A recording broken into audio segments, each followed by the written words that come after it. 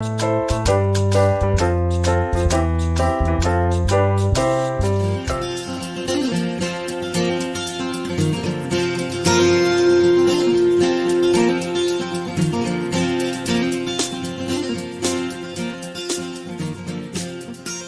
good evening. Welcome to After Service, a production of Open Door Community Church.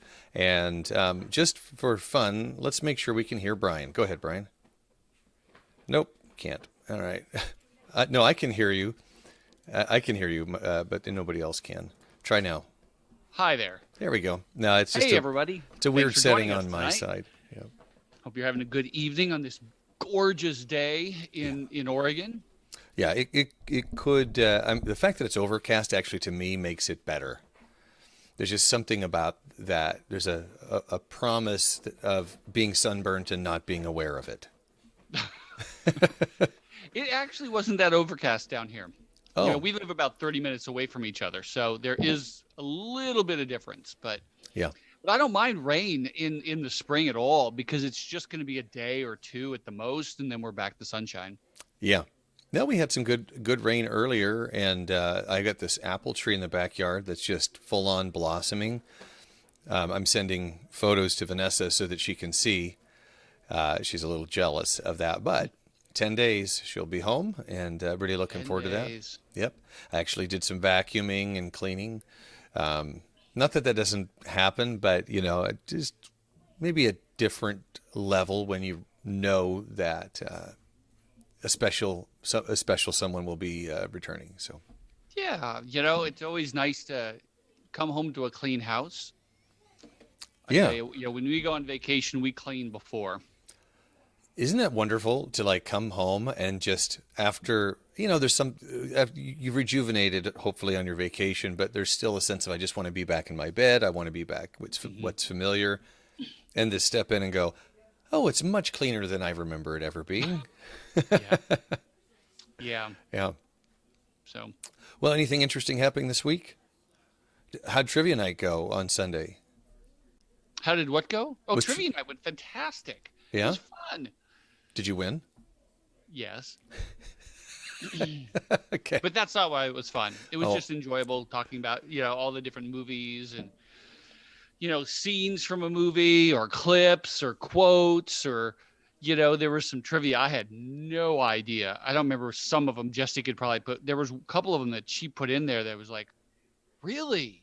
I had no idea what that was. And I can't remember what the one was, but yeah, it was really fun. Had a good time. Did our mutual friend Dennis make it on? He didn't. I don't know why. And Mark couldn't either. So. Oh, well, that's a bummer. Yeah. Okay. Yeah. So here's just real quick. I'll give you a quote. You tell me the movie. It's an 80s movie. $2.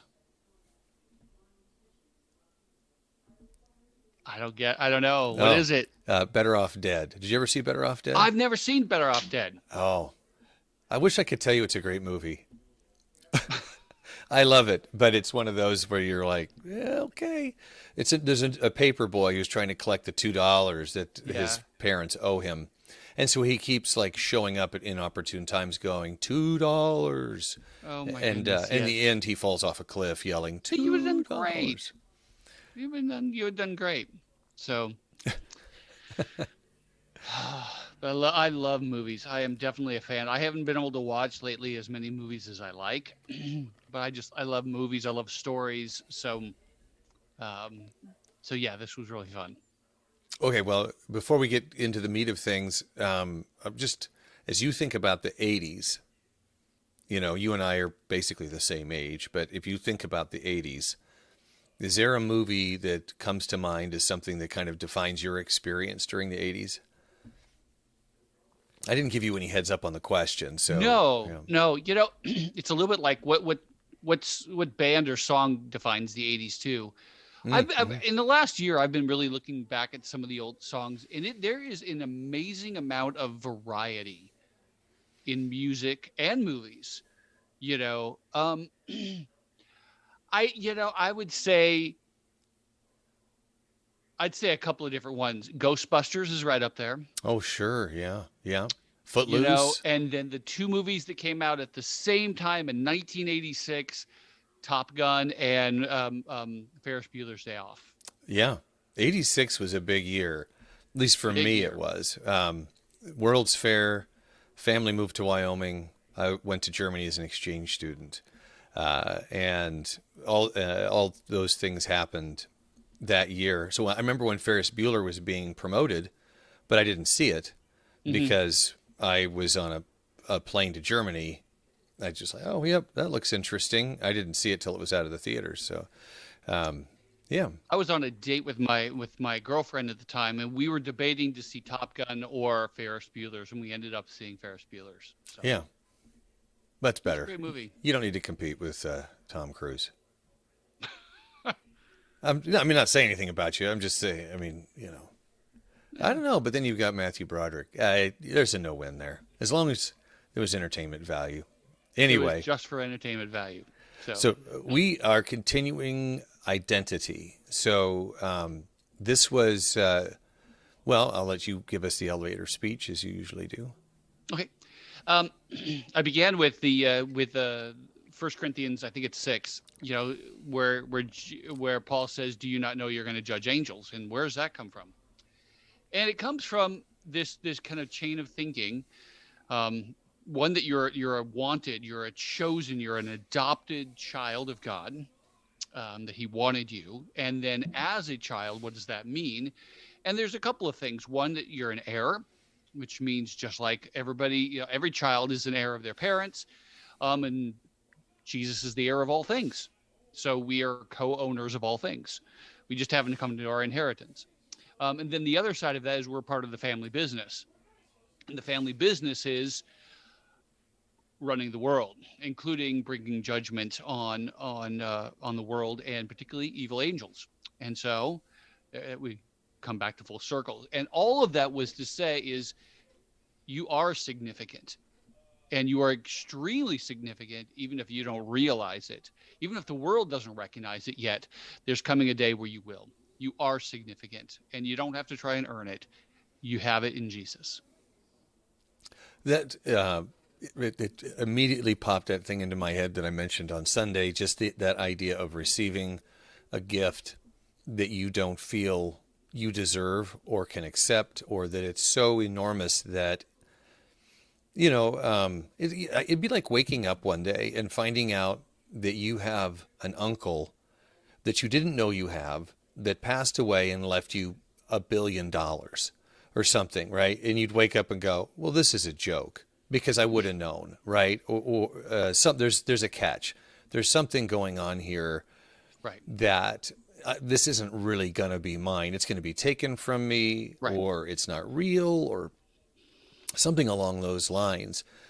On Sunday, I talked more about the idea that somehow you weren't deserving of it. But I think there's also a sense of, well, it's too enormous. That can't possibly be real. There's this cynical Mm. side of that, where the doubt of the world creeps in and says, no, no, that ain't a thing. As well as it strains the imagination, Mm-hmm. to try and grasp something of that enormity is really difficult. What does it mean to sit on the throne with Jesus? That's wow. Or to Right. be heirs of the universe. What? Completely outside of human experience. I mean, we can Yeah. think of a throne. Maybe we could imagine ourselves sitting on that throne because we've watched movies. But Then it's just a literal thing. Not right, what does that mean? right. What's the weight behind that? What's the significance of that? Yeah, that's difficult. And there was something else that popped in my head, and now it's gone. Yeah, it'll come back. Just the unworthiness, the difficulty to believe that, and then all the doubts that come in. Yeah. That really, really helped me, really resonated with me when you said that. Was like, oh, unworthy. I think contemplating that's a really helpful thing, and pushing into the feeling of unworthiness, for me at least, because it helps me realize how big it is by realizing how unworthy I am. I don't know if that makes any sense to anybody, but it does to me. No, it does make sense. The it can be so complex, right? That in my own head, as I'm trying to kind of put words Okay. to it. So forgive me for kind of struggling a bit, but there is if you've ever been bullied or something like that, then there's a part that there's a sense that somebody's playing you, or there's an intellectual part, that battles that says, I'm going to invest all of this in this gift, and the rug's going to be pulled out from underneath me. I'm going to find out none of this was true, and I've just been played for a fool. Right.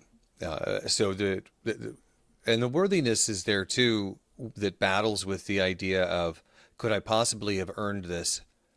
Well, no. No, you couldn't have possibly earned it, and you didn't have to. And that part, I think, is what battles that worthiness. It's like, no, you got to stop thinking about what you may have done, or if there's some attribute of you that you have some measure of control over that puts you in a position to receive this gift.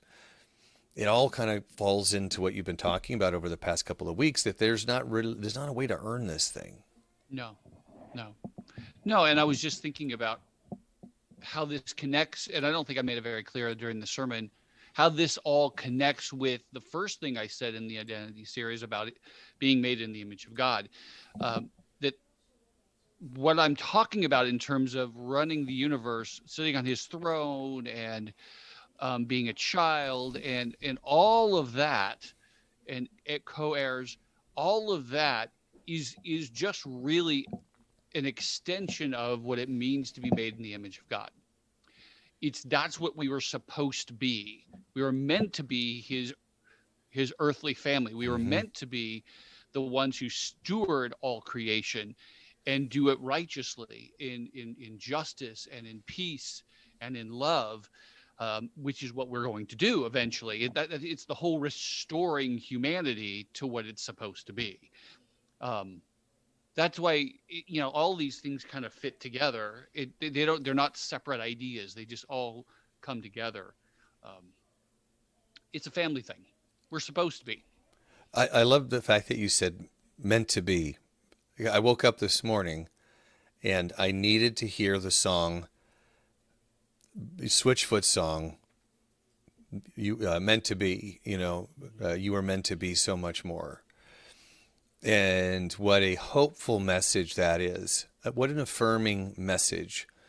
And for some reason this morning, it resonated with me more than so many other messages. And music is obviously very powerful to me, but I reflected on that, and that statement, it says, listen, you've been selling yourself short. The world has been selling you short. All these forces that are pushing on you are really stealing away from your true identity. And if you recognize that, then look at all these things, that are available to you as heirs. Right. They're yours. And it's what you were meant to be. It's what you will be. And he will make that come to pass. He is restoring you and me. And so you couple everything that you just said. I'm kind of circling around the same idea. So you say all of that, and then you put it with the unworthiness, the things we talked about last week of the justification by faith. It's not based on our actions. It's based on what he's done. It's like, oh, means I can't lose it. It's mine. It means an end of striving to be significant. You don't need to be significant. Try to be significant. You already are. Yeah. Yeah. I just realized, by the way, I didn't bring the chat up Okay. earlier, so I'm bringing it up now. So hopefully, Let's say hello to some people. well, I got to see who who's floating out there. So if you've chatted already and we missed it, I apologize. I forgot to have the chat window up. If you don't mind just saying hello again for, at risk of being redundant, we would still appreciate that, because we do like hearing from you. Mhm. So is there an element of that inheritance that throws you off a little bit? Like you hear it more than the others. Hey, Jen, thank you for saying hi Hi, again. Jen. Yeah. For me, Vicky Utley, Hi, Vicky. who's, She's one of our listeners from Ohio, I believe. oh, tell us, Vicky, if that's true. Hey, Derek. Oh, Hi, Derek. and there's Kathy, your wife. Oh, she must be driving home. Oh, I hope She listens on our drive home. as long as she's listening and not watching, Hey, Yeah. Dixie. There we go. Yeah, we got a few folks saying hello.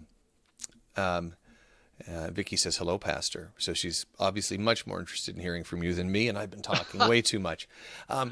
No, I think about judging angels, and that throws me off. Vicky is from Ohio. That whole idea. In fact, some of those gifts, I go, I don't know if that's a gift I want.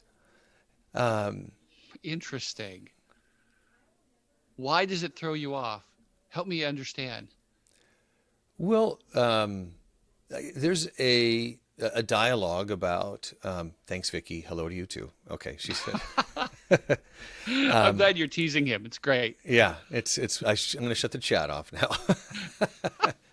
No, the idea, the way it's laid out there, the idea that you're going to you're going to judge angels, I'm like, wait a minute. There's an element of unworthiness that says, why should I be doing that again? Not even just I've inherited this role, I'm part of this family and I gained this, I'm empowered in a certain way, but also that, I think I got it from my dad. Who am I to tell somebody that they're wrong? And then I'm like, well, I guess that I will be in a position. I'm looking at these from the frailty of my own human flaws and lack of understanding and that stuff that go along with this inheritance is knowledge, power, wisdom, Right. all these gifts that we currently lack that are holding us back. And that goes all back to unworthiness. Right. Which is what we don't have these things now because we don't have what it takes to do it rightly. Right. We don't. But, as and I will eventually, I'll probably be talking about this Sunday.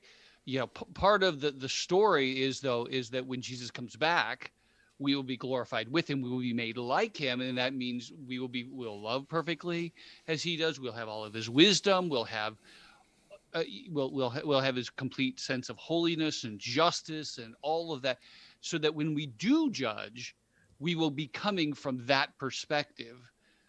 We'll get it. Yeah. There's a And purity to it that isn't soiled or sullied by our right, own human perspective, limited human perspective.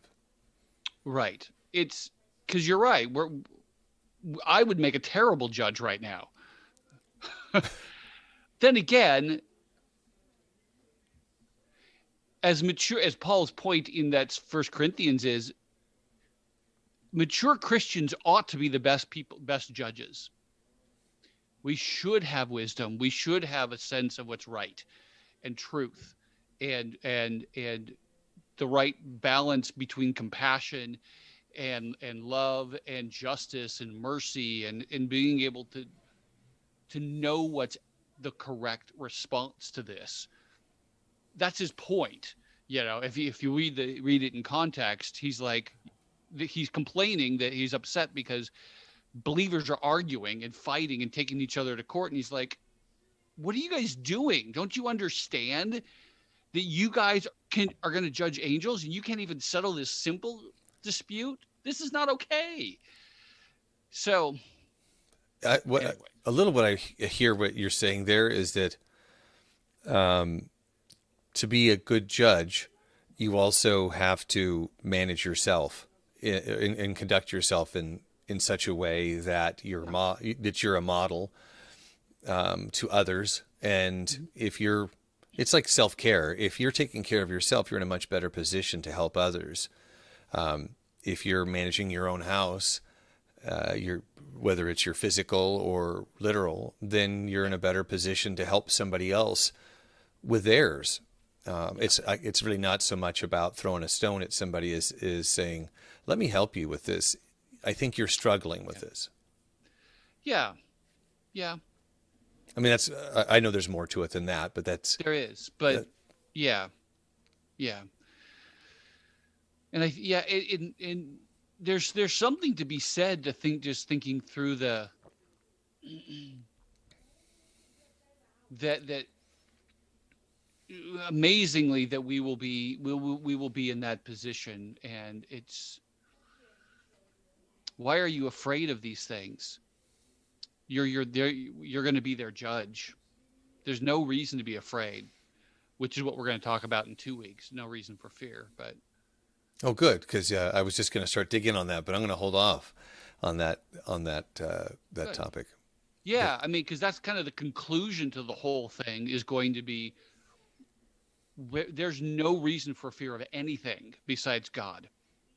You know, this coming week is going to be about seeing our lives as the same pattern as Jesus. You know, that we're victorious. Um, and that's enough of a teaser. okay, okay. But I Now, really wanted to push. It's just this week is just that because so many times we feel unworthy. We feel like we're not making a big difference in the world or whatever it is. All I'm just a janitor or I'm just this, you know. And it's like you're not just a anything. You are what you are, and you're incredible, just as you are. And so this trying to stop the striving for significance is,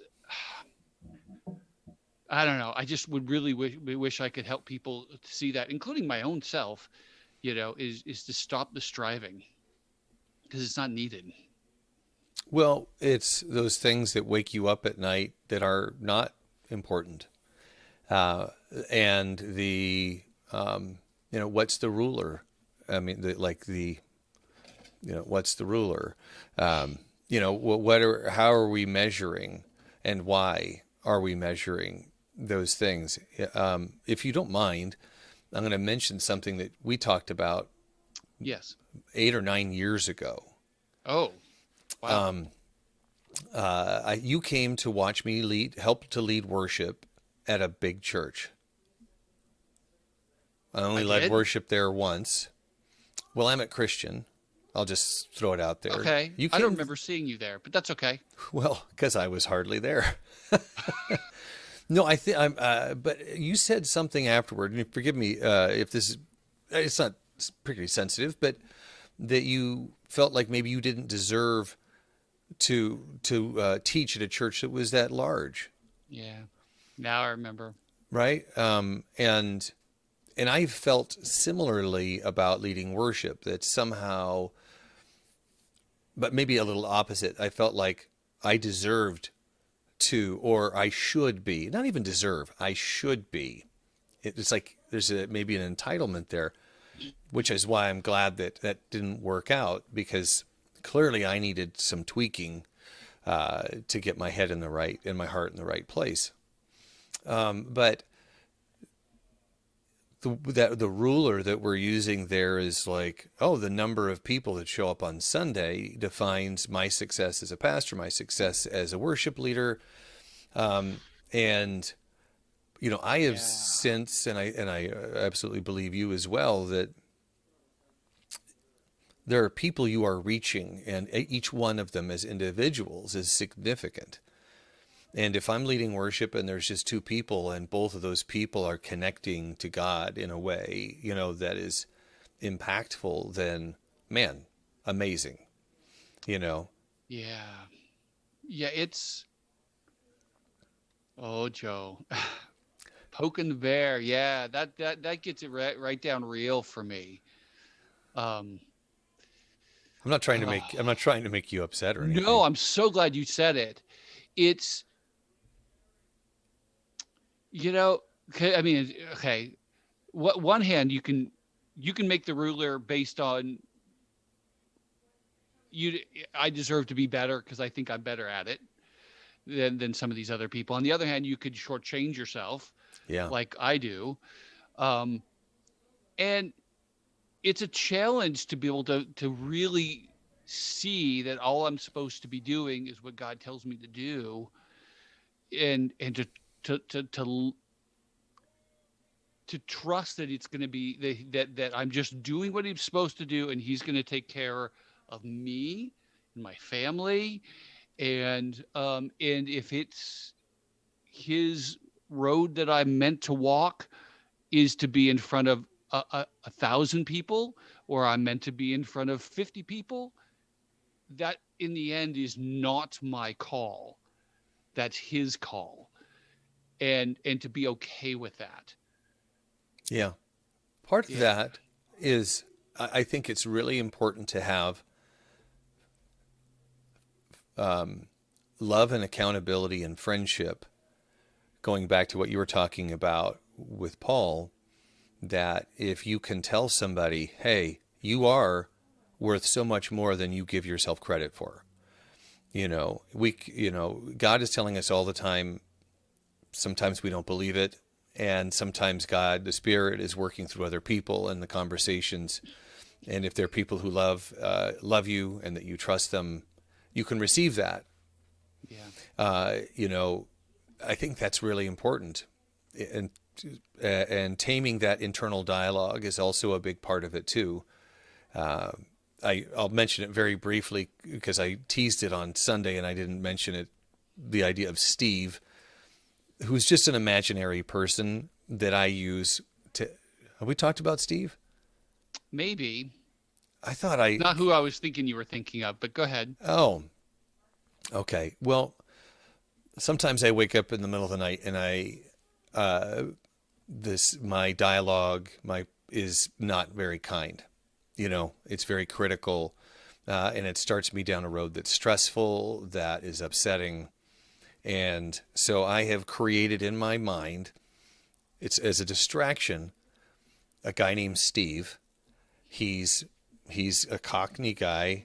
He dresses up as a knight, and his job is when the evil, You have told me this. yeah, when the bad thoughts start coming through, I'm like, get him, Steve. And Steve's job is to like attack the bad thoughts. And it's silly, but it's a way that I process. And when I find myself getting hyper focused on something that's really not healthy, I'm like, Steve, right, I've got it, and Yeah, he's yeah. I want after to hear it. Steve's voice. Well, he sounds like that. Hey, Steve. Right, that's Steve. I love it, Joe. Yeah, that's part of how I kind of Yeah. guide myself away, because the voice that I've got, we talked about a couple weeks ago, is, wow, you're pathetic. You're a loser. Why did you do that? Yeah, what a stupid thing to do. And then Steve comes in, but I have to be very deliberate. I have to capture it and say, Steve, can you help me here? Steve, what are you doing? And I start. I'm not. By the way, I'm not mentally ill. This is No, no, no. It's just a way of mentally fighting those negative thoughts, which I talked about on Sunday. That's right. You got to be vicious with this and just diligent, because man, they can just wreck you. Yeah, I mean, there is a supernatural aspect to Yeah. to attacks in that way. The self-doubt, the I'm not good enough. The look at that thing that you did when you were 12 and you're 50. Don't you feel shame for that? It's like, wait a minute. And so, yeah, it's unkind to talk to ourselves that way. And I know there are people, and I hope that people are listening, find power in capturing those thoughts that tell you that you're insignificant. If you capture those and say, but God doesn't feel that way about me. Why am I saying that? Or why is that thought coming into my head? Because that's not who I am. and refocusing on your identity. I'm looking up a verse that literally says that we take every thought captive to Christ and everything that's raised up against him. And the whole point is what you're just saying. And it's about you capture it and say, no, you defeat it. It's a fantastic idea, Joe. You have to fight it. And if you have to create a knight that goes after him, then do it, you know, but you got to fight them. Yeah. You do, because they're going to come after you. Yeah. The idea of being significant, that you matter in ways that you don't understand, big, small, what have you. And I think, just we're kind of approaching the end of our time, but when I think about the legacy that I leave, there's a measure of significance, right? What is your legacy? And you'll have some legacy in this physical world, but your inheritance is, and in the way you point people to their inheritance, I think is as valuable of a legacy as you can leave. And you were really helpful to point out, and I think and see if I can say it concisely. You can make your significant. You can make your significant based on who you are in you can and what you do in two different directions, and both are not okay. One is in thinking that you're more significant because you can do this, that, or the other thing, or that you're not significant enough because you can only do this, that, or the other thing. Right. You are not more significant if you play for 1,000-person church, and you are not less significant if you play for 50 people. But because either is based on what you're doing, and it's not on the gift that God's already given you. And that really presses into it. And I think the other thought that I really want to capture for me tonight is you asking me that question about me is, don't confuse secondary issues with significance. And what I mean by that is I'm thinking is, for me, the secondary issue of, but I need to make sure my family is taken care of. So I need to have a successful church so I continue to have a job. But don't confuse that issue with significance. Right. Is that making sense? Absolutely. Yeah. Yeah. Yeah. And I think we do. Yeah. It all goes back to, picking up the right ruler. With that. Right. By the way, your wife says that Steve is cool. I like Steve. Well, let's wrap up. Folks, first of all, thank you for listening tonight. Thank you for interacting. We love having you on. If you're listening to this in playback, reach out to us. We want to hear from you. We want to hear your questions. If you need prayer, and gosh, who doesn't? Tell us. And all of you people who are listening to us, and we were just seeing today where there's a lot of people in Ohio, and we have people in Germany and Washington. I don't know you people, but I care about you, and I really want to be able to know what I can pray for you. And please let us know. I very much feel like, and I know you do too, Joe, that you're a part of the people we're called to shepherd and take care of. So allow us to help you. Excellent. All right. That's about it for this week, folks. All right. We love you. We appreciate you. And join us on Sunday. All right. You guys have a good night.